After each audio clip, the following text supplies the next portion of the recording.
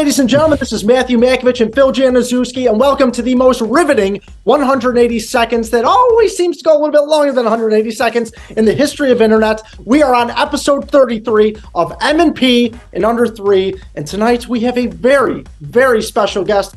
Hey, everybody, this is Rob Johnson. I spent almost 30 years in television. The last 21 were in Chicago as an anchor at ABC and CBS. And the last almost 4 years now, I've run Rob Johnson Communications. I know we're going to talk about my podcast, do content creation, all sorts of different things. Question number one. I know that you've been involved with charitable boards for 20 plus years. What's one of the greatest lessons that you've learned while collaborating with these charities? One of the greatest lessons I've learned, and I'm on 4 boards right now, is make sure that you all know how to talk about your organization. Some of these organizations are like Special Olympics. I'm on that board. Everybody knows what that is. There are other organizations you might not be as familiar with. You have to do a little explaining. So you need to make sure that you're all aligned internally, and then externally, when you go to the marketplace, when people ask you about what you do, you need to be able to articulate what you do. Your top 3 favorite TV show theme songs of all time. My son, this is great right now. He is watching the old Friends and the old Seinfelds. So I've been watching Friends. So I would say that's 1. 2 would be Sopranos. 3 would be I kind of like The Office. That's iconic. Yeah, straight from scratch. Is that the Rembrandts from Friends? So no one told you life was... That's exactly it. We know that you are the co-host of the Can You Hear Me podcast. What topic has been one of your most meaningful topics that you've discussed so far, you think? I would say that one of the most meaningful things has been, I hosted with Eileen Rochford, who's the CEO of the Harbinger Group. And one of my favorite ones we get some of her interns and we talk about what does the next generation workplace think about, going into the workplace and where they're going to fit and how they're going to do things. It's been the most interesting because we have a bunch of 20, 21, and 22-year-olds who are very high achieving, who have helped us with our podcast, put it together, and they're the ones that are talking about the next generation. Love it. Super, super powerful. You have a summer day to yourself in Chicago. Where do you go? What do you do? It's a day of Rob. I don't get a chance to do it enough, but I do like, I play golf at Royal Melbourne, but I love going out there. I love,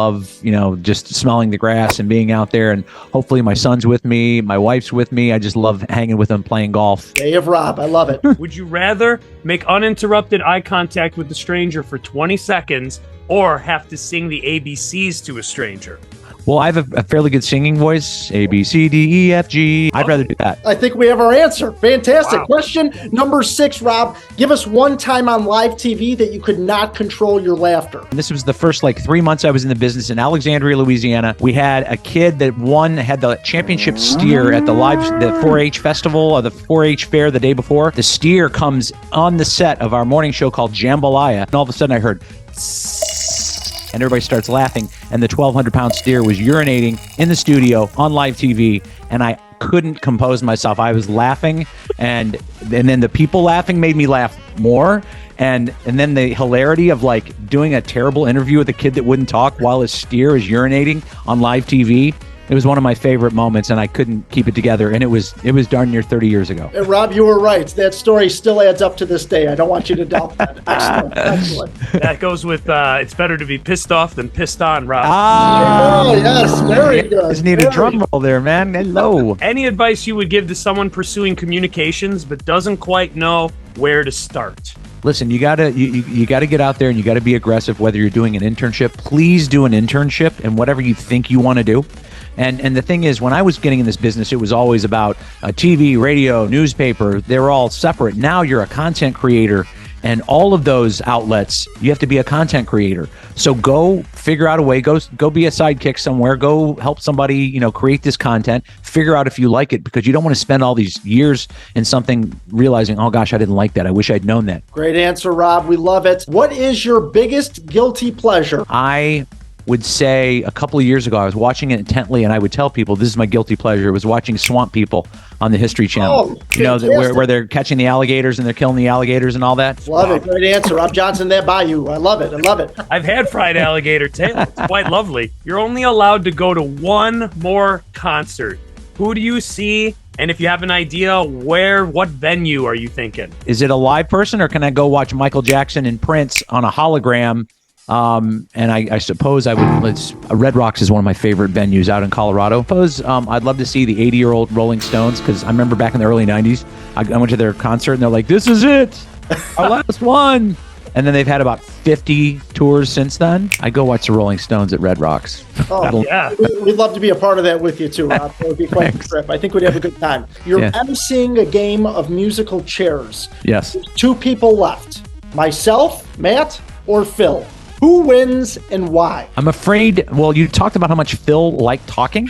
So I'm afraid we'd be playing musical chairs and Phil would be talking to me or somebody else and this, and then all of a sudden the music would stop and he'd be like, oh, dang. And Matt, I think you would win. Thank I haven't Rob. known you guys that long. I have a sense of that. Thank you very much, Rob. I'm an overtalker. Yeah, you're right, Rob.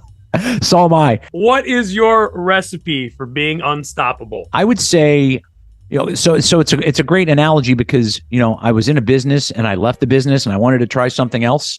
And so I pivoted before I was too old to pivot.